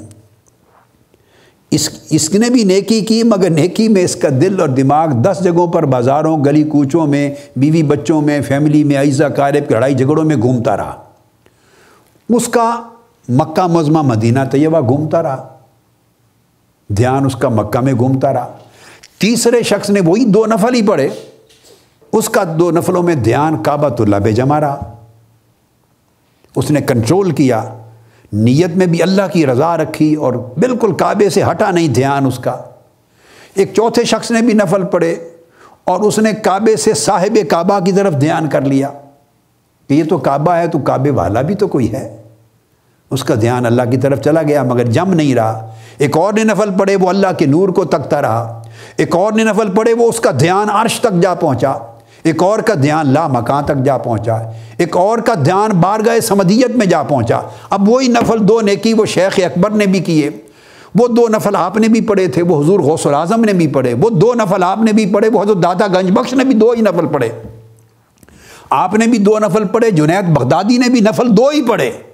مگر جنید بغدادی کے 2 نفلوں کے اندر کیا کچھ ہو گیا اور کہاں تک جا پہنچے، وہ اس کی نیکی کی ماہیت حقیقت اور ہو گئی، آپ کے 2 نفلوں کی ماہیت اور رہی۔ اس کی نیکی، اب قرآن مجید کہہ رہا ہے ہر شخص جو ایک نیکی کرتا ہے اس کو اس کی نیکی کے مطابق 10 گنا ملتا ہے۔ تو جنید بغدادی نے جو نیکی کی، عمل کیا، یہ تو میں نے 2 نفلوں کی مثال دی نا، اس کو آپ ہزاروں لاکھوں نیکیوں پر پھیلا دیں، لاکھوں نیکیوں پر پھیلا دیں۔ ایک شخص نے کسی کی مدد کی اور مدد کی تو اس کو ساری زندگی مدد کرنا بھی یاد رہا، یہ بھی نیکی ہے، اللہ اس کو 10 گنا اجر دے گا۔ اس کو 10 روپے اس نے خرچ کیے کسی غریب پر تو 100 روپے کا اجر ہوا، 100 خرچ کیے 1000 کا ہو گیا، 1000 خرچ کیے 10,000 کا ہو گیا۔ مگر اس کو یاد رہا کہ کبھی میرا وقت آیا تو اس کو پھر ذہن میں آئے گا، اب میرا وقت آیا ہے، میں نے بھی اس کی مدد کی تھی مگر اس نے تو بھول کے پوچھا ہی نہیں، اب یہ اس کی نیکی اپنے آپ آئینے میں آ گئی۔ اور ایک ہے اس نے کی اور بھول گیا، اپنا وقت آیا تو اس کو پتہ ہے میں نے کی تھی مدد مگر وہ دھیان میں نہیں لاتا، یہ دوسرا درجہ۔ ایک تیسرا بھی ہے، وہ کر کے بالکل ہی بھول گیا کہ میں نے کبھی کی تھی ہی یا نہیں اس کے ساتھ نیکی، بالکل ہی بھول گیا۔ کوئی اللہ کی رضا کے لیے کرتا ہے، کوئی کسی اور نیت کے لیے۔ تو نیت ہر نیکی کے عمل کا درجہ بلند کرتی چلی جاتی ہے۔ اس لیے آقا علیہ السلام نے فرمایا نیت المؤمن خیر من عملہ، مومن کی نیت اس کے عمل سے بہت زیادہ بہتر ہوتی ہے، مومن کی نیت اس کے عمل سے بہتر ہوتی ہے، چونکہ انما الاعمال بالنیات، اعمال کا دار و مدار نیتوں پر ہے۔ نیت عمل کو یہاں نیچے بھی گرا دیتی ہے، نیت عمل کو اوپر بھی اٹھا دیتی ہے، نیت عمل کو آسمان پر بھی پہنچا دیتی ہے، نیت عمل کو عرش اور ورائے عرش بھی پہنچا دیتی ہے، اور نیت اسی عمل کو اللہ کی بارگاہ میں بھی پہنچا دیتی ہے۔ اس لیے تو آقا علیہ السلام نے فرمایا کہ میرے جو صحابہ ہیں وہ اگر ایک رتی برابر بھی خرچ کرتے ہیں نا، سونا تھوڑا سا بھی سونا خرچ کرتے ہیں، تو ان کو بعد کے زمانے کے لوگوں کے خرچ کیے ہوئے کے حساب سے احد کے پہاڑ کے برابر خرچ کرنے کا اجر ملتا ہے۔ خرچ ایک ماشا کرتے ہیں سونا اللہ کی راہ میں خیرات، مگر ان کی نیت میں اخلاص اتنا ہوتا ہے، نیت اتنی خالص ہوتی ہے کہ وہ جیسے ایٹم ہوتا ہے نا، ایٹم تو اس سے بم بن جاتا ہے، تو پتھر کا بھی ایک اتنا ہی ذرہ ہوتا ہے تو اس سے تو کچھ نہیں بنتا، لوہے کا بھی ایک ذرہ ہوتا ہے اس سے کچھ نہیں بنتا، تو ایٹم اس لوہے کے پتھر کے ٹکڑے سے کوئی بڑی چیز تو نہیں ہے، مگر وہ خالص ہوتے ہوتے ہوتے اس کی تجرید ہوتے ہوتے تخلیص ہوتے ہوتے اس کا صفا تزکیہ ہوتے ہوتے وہ جب ایٹم کے مرتبے پہ پہنچتا ہے تو بم بن جاتا، دنیا کو ہلا دیتا ہے۔ اس طرح نیکی اگر اتنی خالص اور طاقتور ہوتی چلی جائے تو وہ سورج کی طرح روشن ہو جاتی ہے، کئیوں کی بادلوں کی طرح رہتی ہے، کئیوں کی زمین کی طرح رہتی ہے، کئیوں کی اندھیری سی رہتی ہے، نیت کسوں کو تاریک رات بنا دیتی ہے، کسی کی نیت اس کے عمل کو 14ویں رات کی طرح روشن کر دیتی ہے، کسی کی نیکی کی نیت اس کو سورج کی طرح کر دیتی ہے، کسی کی نیکی عرش کے ساتھ ملا دیتی ہے۔ تو اللہ پاک نے فرمایا جو شخص بھی ایک نیکی کرے گا اس کو اس کی نیکی کے حساب سے 10 گنا دیا جائے گا۔ اب کسی کو تو واقعی 10 گنا ملتا ہے، کسی کو اس کی نیکی ہی اتنی اعلیٰ بن گئی تھی، نیت نے اتنا اونچا کر دیا تھا، اللہ والوں کا، صاحبان تقویٰ کا، صاحبان ولایت کا، صاحبان قربت کا، صاحبان رضا کا، جن کے پردے اٹھ گئے، جو صرف مولا کے لیے جیتے ہیں، نہ جنت کے لیے نہ کسی اور چیز کے لیے، ان کی نیکی کہیں اوپر چلی جاتی ہے۔ تو اس کی نیکی ہی دیکھنے میں ایک تھی 2 رکعت کی، مگر وہ 20,000 کے برابر تھی، اور اس کو جب 10 گنا ملا تو اس کا 2 لاکھ بن گیا۔ اور کسی اللہ والے کے 2 نفل ہی تھے، ایک نیکی تھی 2 نفل تھے، مگر وہ آلریڈی 2 نفل 2 لاکھ کے برابر تھے، اس کی نیت نے ان کو اتنا اونچا کر دیا تھا، بلند کر دیا تھا۔ وہ جب 10 سے ملٹیپلائی ہوئی، آیت وہی رہی، اصول وہی رہا، ملٹیپلیکیشن کا فارمولہ وہی رہا، مگر اس کی نیت خود طاقت کے ساتھ اپنی نیت نے اس عمل کو 1-2 رکعت کی نفل کو 2 لاکھ اور کے برابر کر دیا تھا۔ وہ جب 10 گنا ملا تو اس کا 20 لاکھ ہو گیا، لاکھ والے کا 10 لاکھ ہو گیا، جو ایک ہی رہی اس کا 10 گنا ہو گیا۔ تو یہ وہ حدیث تھی، تو وہ اس طرح اس آیت کریمہ اور حدیث نبوی میں یعنی تطبیق ہو گئی۔ تو حضرت عثمان النہدی نے کہا کہ میں یہ حدیث سنی کہ انہوں نے کہا کہ ایک نیکی اللہ پاک اس کو بڑھا کر 10 لاکھ کے برابر کر دیتا ہے۔ ان الحسنۃ تضاعف الف حسنہ، بڑھا کر 10 لاکھ 1 ملین نیکیوں کے برابر اس کا اجر کر دیا جاتا ہے۔ تو میں حیران ہوا، تو میں چل پڑا۔ وہ حضرت ابو عثمان النہدی کہتے ہیں کہ میں نے پتہ کیا کہ اس سال ابو ہریرہ ہے کہاں، تو پتہ چلا وہ حج پر مکہ معظمہ گئے ہوئے ہیں حج کرنے۔ کہتے ہیں میرا حج کرنے کا ارادہ نہیں تھا، یہ میں آپ کو طلب علم کی نیت سے سفر کرنے کی اہمیت بیان کر رہا ہوں، اور اس پر آج کی نشست ختم کر رہا ہوں۔ کہتے ہیں فحججت ذلک العام ولم اکن ارید الحج، میں نے اس سال جا کے حج کیا، حالانکہ حج کرنے کا میرا ارادہ نہیں تھا۔ میں جو حج کرنے گیا صرف الا للقائہ فی ھذا الحدیث، صرف ایک حدیث نبوی کو لینے کے لیے حضرت ابو ہریرہ سے ملنا چاہتا تھا، اور اس حدیث کو سننا چاہتا تھا، سمجھنا چاہتا تھا۔ اس ایک حدیث کا علم لینے کے لیے میں حج کرنے گیا، حج کی نیت سے نہیں، حدیث کی نیت سے گیا، علم کی نیت سے گیا۔ فاتیت ابا ہریرہ، تو میں حضرت ابو ہریرہ کے پاس پہنچا اور میں نے جا کے کہا بلغنی عنک حدیث، اے ابو ہریرہ رضی اللہ تعالیٰ عنہ، آپ کی وساطت سے مجھ تک ایک حدیث پہنچی ہے، میں چاہتا تھا آپ سے براہ راست سنوں اور سمجھوں کہ یہ کیسے ہے۔ یہ 10 لاکھ نیکیوں کا اجر ایک نیکی کے عوض کیسے بن گیا؟ تو یہ سمجھنے کے لیے، حدیث لینے اور سمجھنے کے لیے آپ کے پاس آیا ہوں۔ فحججت العام ولم اکن ارید الحج الا لقائک، کہ میں حج نہیں کرنا چاہتا تھا اس سال، مگر میں آیا ہوں حج پر، صرف یہ کر لیا ہے حج، مگر آیا اس حدیث کی نیت سے ہوں۔ تو سنا ہے کہ آپ یہ کہتے ہیں۔ اس پر حضرت ابو ہریرہ رضی اللہ تعالیٰ عنہ نے جواب دیا کہ ابو عثمان نہدی، تم نے تھوڑا سنا ہے، میں اس سے عجیب تر بات بتاتا ہوں، میں نے نہیں کہا 10 لاکھ، تم نے سنا ہے کہ ایک نیکی کے عوض میں اللہ 10 لاکھ نیکیوں کا اجر دیتا ہے، میں نے نہیں کہا۔ یہ بتانے والے کو مغالطہ ہوا، اچھا کیا میرے پاس آ گئے۔ میں نے کہا ہے کہ ایک نیکی کے عوض اللہ پاک بڑھا کر 20 لاکھ کا اجر کر دیتا ہے۔ ان اللہ لیضاعف الحسنہ الف حسنہ، کہ اللہ رب العزت ایک نیکی کا اجر بڑھا کر 20 لاکھ کے برابر کر دیتا ہے۔ 2000 کو ضرب 1000 سے دیں تو 20 لاکھ ہی بنتا ہے نا، 20 لاکھ کے برابر اجر کر دیتا ہے اللہ پاک۔ میں نے یہ کہا ہے۔ اب آپ نے سمجھا کس طرح؟ پھر ابو ہریرہ رضی اللہ تعالیٰ نے آگے جواب دیا کہ جواب یہ ہے کہ اللہ پاک نے فرمایا من ذا الذی یقرض اللہ قرضا حسنا، کون ہے جو اللہ کو قرض حسنہ دینا چاہے، جو اللہ کو کسی غریب کی مدد کرے، کوئی نیکی کرے، بھلائی کرے، کسی سے قرض حسن دے۔ اب 20 لاکھ کیسے بنتے ہیں؟ میں نے تو آپ کو شرح پہلے کر دی تھی، شرح کر دی تھی۔ اب سیدنا ابو ہریرہ رضی اللہ تعالیٰ عنہ نے شرح کی قرآن مجید سے، وہ بھی بتا رہا ہوں، وہ الگ بات تھی، وہ دراصل اس کی روح تھی۔ اب وہ اس سے سمجھ سکتے ہیں آپ نے فرمایا اللہ پاک کا ارشاد ہے جو اللہ کو قرض دے، ہے کوئی جو اللہ کو قرض دے، فَيُضَاعِفَهُ لَهُ أَضْعَافًا كَثِيرًا، تو اللہ تعالیٰ اس کے قرض کو بے حساب کتنے گنا بڑھا دیتا ہے، کتنے گنا بڑھا دیتا ہے۔ اور وہ فرماتے ہیں ابو ہریرہ رضی اللہ تعالیٰ عنہ کہ اللہ پاک نے نیکی کا اجر بڑھانے میں اضعافاً کثیرہ کا لفظ استعمال کیا، بے حد و حساب کثیر کر دیتا ہے، بڑھاتا چلا جاتا ہے، انلمیٹڈ۔ اور فرمایا کہ دوسری طرف دنیا کو اللہ پاک نے فرمایا فَمَا الْحَيَاةُ الدُّنْيَا فِي الْآخِرَةِ إِلَّا قَلِيلٌ، کہ آخرت کے مقابلے میں جب آخرت میں پہنچیں گے تو دنیا ایسی چھوٹی سی قلیل شے نظر آئے گی۔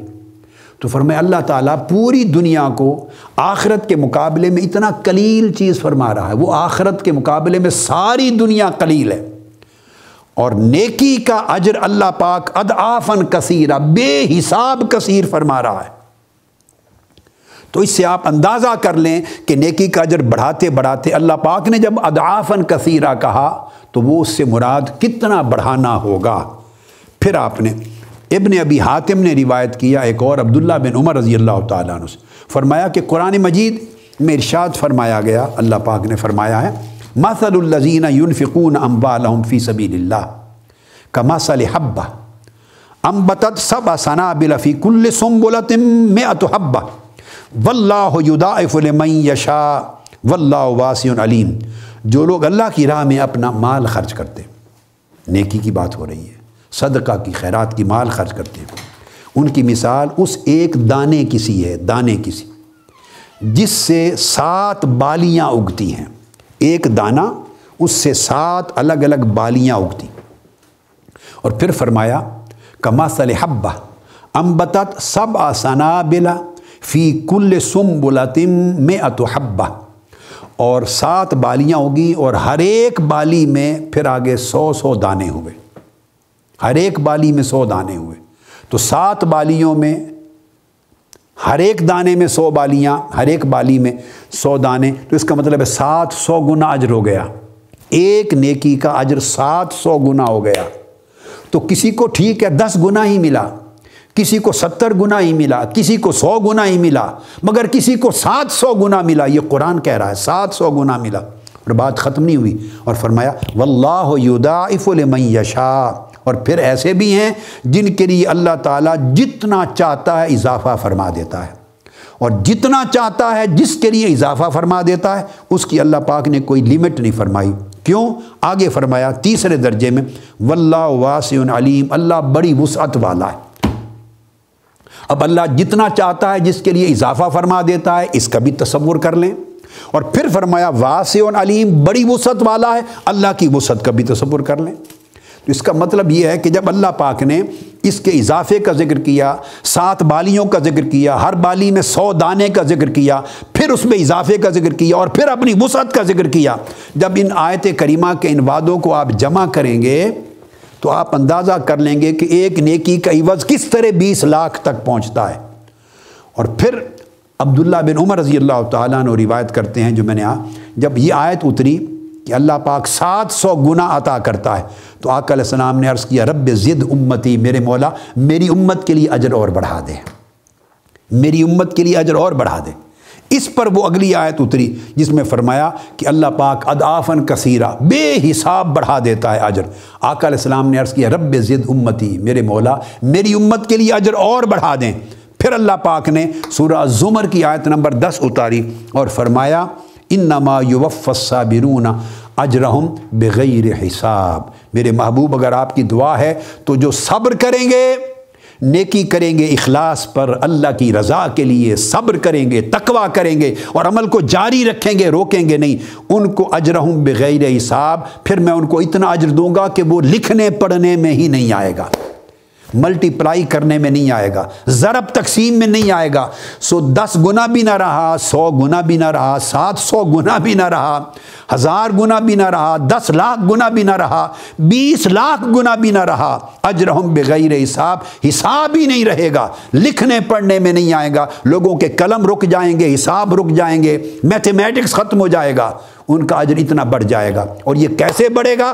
نیت جتنی جتنی خالص ہوتی چلی جائے گی۔ ہماری خرابی یہ ہے، ہم نیکیاں بہت کرتے ہیں، مشن کی خدمت کر رہے ہیں، دین کی خدمت کرتے ہیں، مگر جب دین کی خدمت میں، نیکی کی خدمت میں، امت کی خدمت میں، دین کے فروغ میں، تنظیم کے کام میں، تحریک کے کام میں، اعمال صالحہ میں، مساجد کی تعمیر میں، اداروں کے قیام میں، ساری نیکیوں، لوگوں کے ساتھ بھلائی میں، جب نیکیوں میں ہم نیتوں کو خلط ملط کر دیتے ہیں، اس کا عوض مانگتے ہیں، اس کے بدلے میں عہدہ مانگتے ہیں، اس کے بدلے میں سٹیٹس مانگتے ہیں، عزت مانگتے ہیں، بدلے میں گاڑیاں اچھی مانگتے ہیں، سہولتیں مانگتے ہیں، ایک دوسرے کا اچھا رسپانس مانگتے ہیں، اونچا مرتبہ مانگتے ہیں، جب یہ خلط ملط کرتے ہیں، پاک میں پلید شامل ہوتا چلا جاتا ہے تو نیت خالص نہیں رہتی، تو اجر نیچے رہ جاتے ہیں۔ اگر یہ ساری پلید چیزیں نکال دیں، پھر گرد و غبار بھی نکال دیں، جھاڑ پھونک بھی نکال دیں، اور غیر کی ہوائی نکال دیں، اور نیت خالص سے خالص تر، خالص تر سے خالص تر صرف اللہ کے ساتھ جا کے جڑ جائے، اور اللہ کی رضا کے سوا کچھ بھی نہ طلب میں رکھیں، نہ چاہت میں رکھیں، نہ خواہش میں رکھیں، نہ اجر میں کوئی گمان کریں، تو نیت جب اتنی اونچی ہوتی چلی جائے تو اجر بھی بغیر حساب تک بڑھتا چلا جاتا ہے۔ تو بندہ 2 نفل پڑھ کے 20 لاکھ نفلوں کا ثواب لیتا ہے، اس کے نامہ اعمال میں 20 لاکھ لکھا جائے گا۔ یہ تو آقا علیہ السلام نے وعدہ فرما دیا عدد گن کر، اور اللہ نے اوپر فرما دیا اجرہم بغیر حساب، 20 لاکھ نیکیاں ایک نیکی کے عوض نامہ اعمال میں لکھا جانا، یہ تو ایک بات ہے۔ میرے حبیب آپ کی امت کے لیے کر دیا کہ کسی کی نیکی اگر عرش سے آگے میری بارگاہ تک پہنچ جائے تو وہ حساب سے بھی باہر نکل جائے گا۔ آپ کو آج یہ نقطہ سمجھایا ہے، اس کو جاری رکھیں ہمیشہ، اور اپنے اور لوگوں کو انوالو کریں اس کام میں، اور محنت پر توجہ دیں، اور بغیر کسی دنیاوی اجر و اجرت اور دنیاوی مختلف چیزوں کی ریکگنیشن کے صرف اللہ کے لیے کریں۔ اس سے آپ سر بلند ہوں گے، مشن سر بلند ہوگا، اللہ کا دین سر بلند ہوگا، آقا علیہ السلام کی امت سر بلند ہوگی، اور اللہ پاک کی بارگاہ سے پھر بغیر حساب کے اجر عطا ہوگا۔ والسلام علیکم ورحمۃ اللہ وبرکاتہ، وما علینا الا البلاغ۔